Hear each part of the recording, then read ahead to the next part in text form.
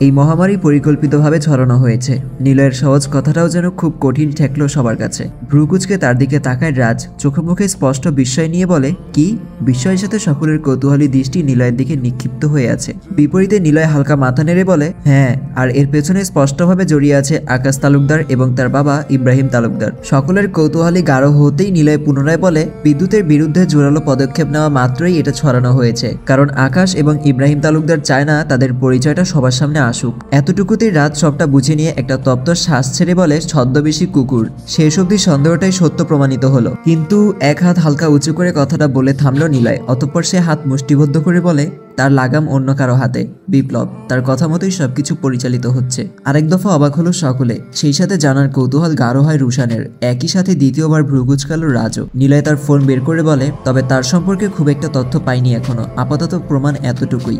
বলেই তখনকার করা রেকর্ডিং অন করে নিলয়। গাছের মোটা শিকড়ে বসে আছে তিনজন। অডিও ক্লিপ অন করতেই খানিকটা এগিয়ে তার শোনায় মনোযোগী হয় রাজ ও রুশান দুজনই। নিবিড় ও তুষারকে প্রতিষেধক নিয়ে পাঠিয়ে দেওয়া হয়েছে হসপিটালের উদ্দেশ্যে। রুশান বাবাকে কল করে জানিয়ে দিয়েছে সবটা। তাছাড়া ভ্যাকসিন পুশ করার আগে পরীক্ষা করে নেওয়াটা জরুরি, আর এই সময়ের মাঝে হসপিটালে ফিরে যাবে তারাও। সময় খুবই সীমিত, যা করার দ্রুতই করতে হবে। রাত তখন 8টা। সন্ধ্যায় ঘটে যাওয়া বিষয়ে অবগত হয়েই প্রতিষেধক রাখা স্থানে ছুটে যায় আকাশ।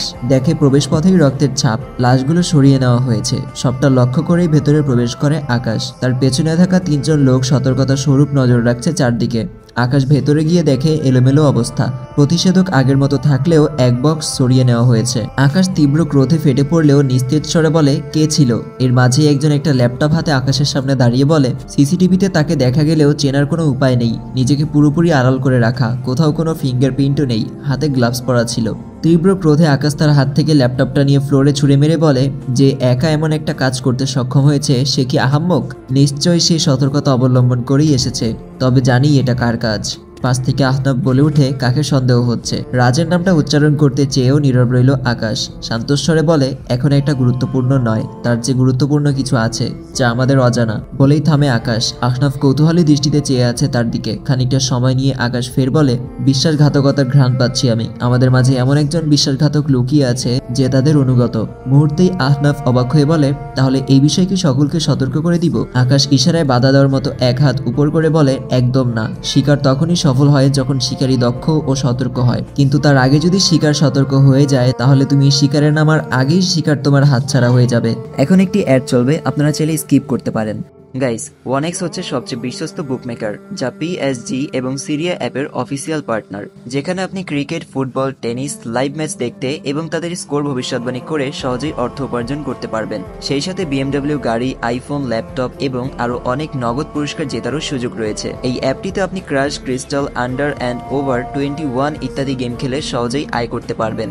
আপনি বিকাশ, নগদ, ব্যাংক, ক্রিপ্টো, পেপ্যাল এবং অন্যান্য সহজ পদ্ধতির মাধ্যমেই সহজেই আপনার জেতা টাকা তুলতে পারবেন। এখানে আপনি 24 ঘন্টা 7 দিন গ্রাহক সহায়তা পাবেন। তাই এখনই পিন কমেন্টের লিংক ব্যবহার করে রেজিস্ট্রেশন করুন, অথবা গুগলে 1x সার্চ করে রেজিস্ট্রেশন করুন। আর হ্যাঁ, রেজিস্ট্রেশনের সময় আমার প্রোমো কোড 1MARUF ব্যবহার করে প্রথমবার ডিপোজিটে 20,000 টাকা পর্যন্ত জেতার সুযোগ পান।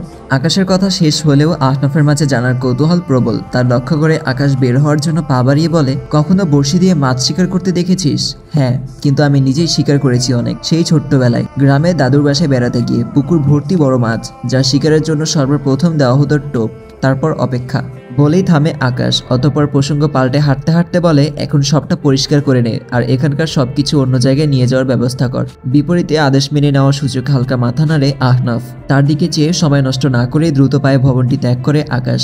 বন্ধুদের থেকে বিদায় নিয়ে দ্রুতই তালুকদার বাড়িতে ফিরে আসে নিলয়। দেখে আকাশ এবং ইব্রাহিম তালুকদার কেউই বাড়িতে নেই। অবশ্য এমন একটা ঘটনার পর বাড়িতে না থাকাটাই স্বাভাবিক। কাজেই পরিস্থিতি যতটা কঠিন হওয়া ছিল তেমন কিছুই ঘটেনি। নীরবে নিজের রুমে প্রবেশ করে নিলয়। ভেতরে অবনীর উপস্থিতি লক্ষ্য করেই খানিকটা অবাক হয় সে। কিছু জিজ্ঞেস করার আগেই অবনী উঠে এগিয়ে আসলো তার দিকে। নিলয়কে পাশ কাটিয়ে এগিয়ে দরজা লাগিয়ে দিল সে। অতঃপর মুখোমুখি দাঁড়িয়ে বলে, কোথায় গিয়েছিলেন? নিরুত্তর রইল শুভ। অবনী পুনরায় বলে, অনেকটা সময় বাইরে ছিলেন। অবনী লক্ষ্য রেখেছে সবটা। বুঝতে পেরেই শুভ তার নীরবতা কাটিয়ে বলে, ফুলের সন্ধানে। অবনী খানিকটা ভ্রুকুচকে বলে, তাহলে ফুল কোথায়? শুভ বলল, আমার সামনে। মুহূর্তেই বিমূঢ় হয়ে পড়ে অবনী, হালকা লজ্জায় মাথা নিচু করে। শুভ সেই সুযোগ নিয়েই সাথে করে নিয়ে আসা ছোট্ট ফুলটা অবনীর কানের পাশে গুজে দিল। অতঃপর হালকা পিছিয়ে এক নজর চেয়ে বলে, ফুলে ফুলে সংঘর্ষ, ধ্বংস ডাকলো আমার। মাথা তুলে শুভর দিকে তাকায় অবনী। শুভ অনেকক্ষণ বাড়িতে ছিল না, মূলত সেই জন্যই এখানে তার উপস্থিতি। শুভ বুঝতে পারে তা। পরিস্থিতি অনুকূলে বুঝতে পেরেই স্বাভাবিক স্বরে বলে, কোনো কারণ ছাড়াই এভাবে হুটহাট রুমে আসবেন না। বিপরীতে অবনী হালকা উপর নিচ মাথা নেড়ে বলে, জানি আমি, কিন্তু অনেকক্ষণ বাসায় ছিলেন না, তাই টেনশন হচ্ছিল। বিপরীতে খানিকটা জোরপূর্বক মৃদু হাসে শুভ। সেই হাসি ধরে রেখেই এক হাত বাড়িয়ে অবনীর গাল ছুঁয়ে দিল সে। অতঃপর একটা টাওয়াল নিয়ে চলে গেল ওয়াশরুমে। হসপিটালে ফিরে আসে রাজ ও রুশান। দুজনই বসে আছে হৃদের সামনে, কারণ তাদের নিয়ে আসা ভ্যাকসিন রোগীর শরীরে পুশ করার তীব্র আপত্তি হৃদের। কারণ সহজভাবে বলতে গেলে এটা রোগীর জীবন রিস্ক নেওয়া, কারণ এই ভ্যাকসিন এখনো পরীক্ষিত নয়। এদিকে আনুমানিকভাবে বলা হয়েছে অন্য সব রোগীর মৃত্যুর সময় হিসেব করতে গেলে আজ রাতের পরই ফৈদানটিকে মৃত্যুবরণ করতে হবে হসপিটাল থেকে, কারণ অন্যদের মতো সময় ফুরিয়ে এসেছে তারও। রুশান খানিকটা সিদ্ধান্তহীনতায় ভুগলেও সবটা ভেবে নিয়ে একটা দৃঢ় সিদ্ধান্ত নেয় রাজ। এভাবে থাকলে এমনিতেও আজ রাতের মাঝে ফরিদানটিকে হারাতে হবে, কাজেই রিস্ক নিয়ে শেষ চেষ্টা করে দেখাটাই যুক্তিযুক্ত। ডাক্তার হৃদকে সবটা বুঝিয়ে বলে নিজের সিদ্ধান্তের কথা জানায় রাজ। বিপরীতে হৃদ খানিকটা সরু চোখে চেয়ে গম্ভীর বলে, রিস্ক নিচ্ছ? রাজ দৃঢ় সিদ্ধান্তে অটল থেকে বলে, জি আঙ্কেল, আপনি আপনার কাজ সম্পন্ন করুন। রাত তখন 10টা। রিস্ক নেওয়া প্রথম রোগী হিসেবে ফরিদানটিকেই ভ্যাকসিন পুশ করা হয়েছে। এখন সামনে শুধুমাত্র দুটো রাস্তাই খোলা আছে, হয়তো জ্ঞান ফিরবে, নয়তো চিরতরে ফরিদানটিকে চিরতরে হারাবে, যা এখন মাত্রই সময়ের অপেক্ষায়। নিলয়কে পরিস্থিতি সম্পর্কে অবগত করে একটা চেয়ারে বসে আছে রাজ। চারদিকে তীব্র দুশ্চিন্তায় চোখ বুজে রইল সে। সেই সাথে ফরিদানটির সুস্থতার জন্য অস্পষ্ট স্বরে বারবার সৃষ্টিকর্তাকে স্মরণ করে চলছে, ইয়া সফি, ইয়া সফি, ইয়া সফি। এর মাঝেই কখন তাকে নিদ্রা এসে অচ্ছন্ন করে নিল, সেদিকে লক্ষ্য নেই তার। হেলান দিয়ে চোখ বুজে নীরব রইল সে। হারিয়েছে এক স্বপ্ন রাজ্যে।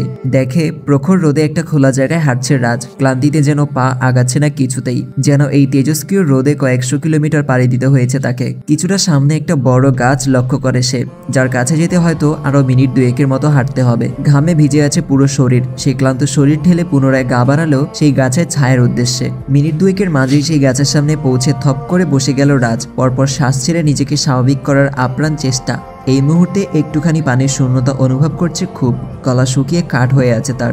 এর মাঝেই তার দিকে একটা পানির বোতল এগিয়ে দিল কেউ। মানুষটা কে তা লক্ষ্য না করেই পানিটা হাতে নিয়ে চুমুক দিয়ে বসলো রাজ। ঢকঢক করে খেয়ে নিল অর্ধেকটা। অতঃপর নিজেকে খানিকটা শান্ত করে লোকটাকে উদ্দেশ্য করে বলে উঠে, ধন্যবাদ, আল্লাহ আপনার মঙ্গল করুক। বিপরীতে কিছু বলল না লোকটা। গাছের বিপরীতে পাশে বসলো সে।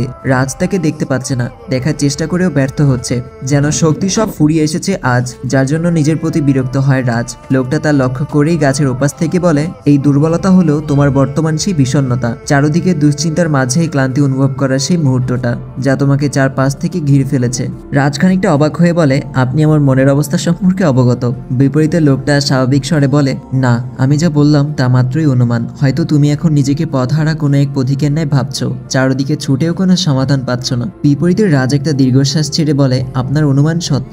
আমার প্রিয় মানুষগুলোর কষ্টের মাঝে আটকে আছে, যেন সবাইকে হারাতে বসেও আমি কিছুই করতে পারছি না। সেই কষ্ট আমাকে আরো তীব্রভাবে গ্রাস করে নিচ্ছে, যেন আমার চারপাশটায় ঘোর অন্ধকারে ঘিরে আছে। বিপরীতে লোকটা হালকা মাথা নেড়ে বলে, নিশ্চয়ই কষ্টের পর রয়েছে শান্তি।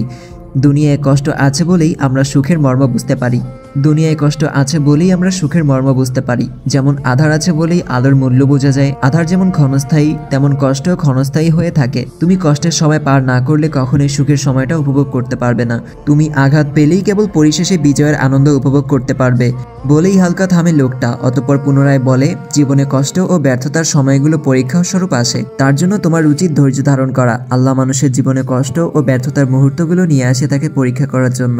যে পরীক্ষার ধৈর্যের সাথে উত্তীর্ণ হতে পারলেই তিনি তোমাকে সর্বসুখ দান করবেন। যেখানে আল্লাহ তার প্রেরিত নবীগণদেরকেও কষ্টের মাঝ দিয়ে পরীক্ষা করেছেন, সেখানে আমরা কিভাবে ভাবি তিনি তার বান্দাদের পরীক্ষার মধ্য দিয়ে পার করবেন না? অবশ্যই করবেন। তাই বলে কখনো ধৈর্য হারিয়ে নিজেকে ব্যর্থ ভাববে না, পথ হারাবে না। বিপদে ধৈর্য ধারণ করো, আল্লাহর প্রতি বিশ্বাস রাখো, নিজ প্রচেষ্টায় এগিয়ে যাও। দেখবে পরিশেষে তিনি নিশ্চয়ই তোমাকে বিজয় করবেন, যার অনুভূতি হবে সুমিষ্ট। বলেই পুনরায় থামে লোকটা। রাজ তার সব কথাই মনোযোগ সহকারে শুনল। ক্লান্ত মনে তীব্র আত্মবিশ্বাস জেগে উঠে মুহূর্তেই। তা অনুভব করেই রাজ হেলান দেওয়া অবস্থায় বলে, আপনার কথাগুলো আমি মনে রাখবো সব সময়। বিপরীতে হালকা হাসলো লোকটা। উঠে দাঁড়িয়ে বলে, আজ বিদায়, আমাকে এখনো অনেকটা পথ পাড়ি দিতে হবে, আল্লাহ হাফেজ। হেলান ছেড়ে বসে পড়া রাজ কৌতূহল নিয়ে প্রশ্ন করে, আপনার পরিচয় কি? বিপরীতে লোকটা বলে, আল্লাহর একজন খুদে বান্দা, সবাই শায়েখ আব্দুল্লাহ নামে চেনে। চমকালো রাজ, শরীরের শক্তি যেন ফিরে পেল সে। ঘুরে লোকটার দিকে চেয়ে বলে, শায়েখ আব্দুল্লাহ? হ্যাঁ। লোকটা মৃদু হাসলো। বিপরীতে আর কিছু না বলেই পা বাড়ালো তার গন্তব্যে। রাজ পিছু ডেকেও কোনো সাড়া পায়নি। মুহূর্তে ঘুম ছুটে যায় তার। হালকা চোখ মেলে উঠে বসে সে। চারপাশে চোখ বুলিয়ে অস্পষ্ট স্বরে বলে, শায়েখ আব্দুল্লাহ? কিন্তু কোথাও কেউ নেই। সবটা মাত্রই স্বপ্ন ছিল। তবে লোকটাকে সে চেনে, একজন বিখ্যাত আলেম তিনি, যার লেখা 8টা ইসলামিক বই এখনো রাজের কাছে সংরক্ষিত আছে। রাজ অনেকদিন ধরেই ভেবেছিল তার সাথে দেখা করার, কিন্তু সময়ের অভাবে হয়ে ওঠেনি। অথচ সেই মানুষটাই তার স্বপ্নে। ভেবেই একটা শ্বাস ছেড়ে উঠে দাঁড়ায় রাজ। রাত তখন প্রায় 12টা ছুঁই ছুঁই। চোখে মুখে পানি ছিটিয়ে নেয় সে। অতঃপর নিবিড় ও তুষারকে রেখে হসপিটাল থেকে বেরিয়ে আসে। ছুটে যায় নিকটস্থ একটি মসজিদে। ভেতরটায় তালাবদ্ধ হওয়ায় বারান্দায় 2 রাকাত নফল নামাজ আদায় করে নিরিবিলি প্রার্থনা করে, ইয়া রাব্বি, জীবনের সকল দুঃখ কষ্ট বিপদে আমি কেবল তোমারই আশ্রয় প্রার্থনা করি। তুমি আমাকে সবসময় সঠিক পথে অটল থাকার তৌফিক দান করো। মধ্যরাত। বাইক থামিয়ে একটা ছক হাতে নেয় একজন ছদ্মবেশী যুবক। কালো জ্যাকেটের সাথে হেলমেটে চেহারা ঢেকে রাখা তার। আরোহী নিখোঁজ হওয়ার দিন সেই সময়টায় তালুকদার বাড়ির সামনে দিয়ে যাওয়া সকল গাড়ির তথ্য কালেক্ট করে সে। প্রায় শতাধিক গাড়ির মাঝে 90টার উপরে গাড়ি সম্পর্কে খোঁজ খবর নিয়েছে। বাকি কয়েকটা গাড়ির শেষ গন্তব্য এখনো অজানা, তবে শেষ চেষ্টা চালিয়ে যাচ্ছে। গাড়িগুলোকে শেষ যেখানে শনাক্ত করা সম্ভব হয়েছে তার সব দিকে চিরুনি তল্লাশি চালিয়ে বেড়াচ্ছে সে। একই সাথে যা একটা ছকের সাহায্যে সাজিয়ে নিচ্ছে সে। ব্যর্থতা ভুলে সফলতা যেন তার জন্য একটা জেদ। তাই তো এতগুলো দিন ব্যয় করছে সেই স্থান খুঁজে পাওয়ার জন্য। তার বিশ্বাস নিশ্চয়ই সে খুঁজে বের করবে, আজ হোক বা কাল। কলম দিয়ে ছকটায় কিছু এঁকে তা ভাঁজ করে ব্যাগে ঢুকিয়ে নিল ছদ্মবেশী যুবকটা। অতঃপর পুনরায় ছুটে চলল তার আসল উদ্দেশ্যে, যে উদ্দেশ্য একমাত্র আরোহীকে খুঁজে বের করা। মসজিদ থেকে বেরিয়েই কাউকে কল দেয় রাজ। রাস্তায় তখন অনেকটাই নীরবতা বিরাজ করছে। গাড়ির সংখ্যাও কমে এসেছে। সে নিরিবিলি রাস্তার একপাশে দাঁড়িয়ে এসে ওপাশ থেকে কল রিসিভ হতেই স্বাভাবিক স্বরে বলে, সব তৈরি আছে তো? ওপাশ থেকে উত্তর আসে, জি স্যার। গুড, এখন আমার অপেক্ষায় থাকো। এতটুকুতেই সমাপ্তি হলো আলোচনার। গাড়ি নিয়ে ছুটে চলে রাজ। সব প্রস্তুত করে নিজের উদ্দেশ্য পূরণে বের হতে রাত প্রায় 2টা ছুঁই ছুঁই। চারদিকে নিস্তব্ধতা। সকলে গভীর ঘুমে আচ্ছন্ন। শুধু ঘুম নেই রাজের সাথে ছুটে চলা সকলের। একটা করে গাড়ি নিয়ে শহরের চারদিকে ছড়িয়ে পড়েছে তারা। রাজও ছুটে চলেছে একইভাবে। পেছনে গাড়ি ভর্তি টাকা, যা একটা নির্দিষ্ট পরিমাণ পিন দিয়ে একত্রিতভাবে আটকে রাখা। জানিয়ে পূর্বের ন্যায় ছুটে চলেছে সেই মানুষগুলোর কাছে, যারা মহামারীতে অসুস্থতার সাথে মরছে অভাবে, চিকিৎসাহীন। শেষ রাতে ঠকঠক করছে সেসব মানুষদের বাড়ির দরজা। চোখ ডলতে ডলতে এসে দরজা খোলে তারা। দেখে বাইরে কেউ নেই, শুধু দরজায় পিন দিয়ে 1000 করে টাকা আটকে রাখা, সেই সাথে একটা ছোট্ট কাগজ। এই ক্ষুদ্র উপহার গ্রহণ করুন প্রিয়।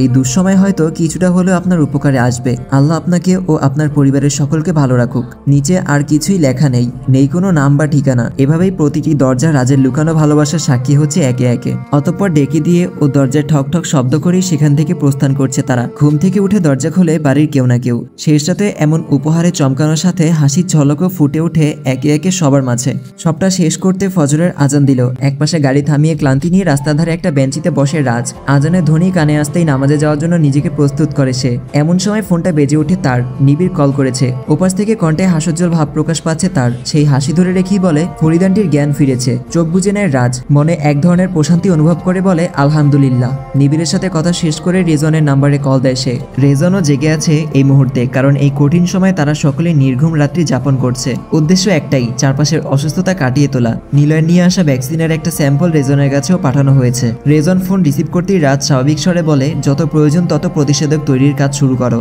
বলেই কল কেটে দিল রাজ। অতঃপর নিজের মাঝে বিড়বিড় করে অস্পষ্ট স্বরে বলে, প্রয়োজনে আমার সকল অর্থই আমি উৎসর্গ করতে প্রস্তুত। উঠে দাঁড়ায় রাজ। পা বাড়ায় মসজিদের উদ্দেশ্যে। মৃদু বাতাস বইছে চারদিকে, হয়তো বৃষ্টি নামবে। তবে এই বাতাস যেন চারপাশের সবকিছুর সাথে তার অন্তর্কের প্রশান্তি করে দিচ্ছে আজ। প্রশান্তিময় এক শীতল অনুভূতি।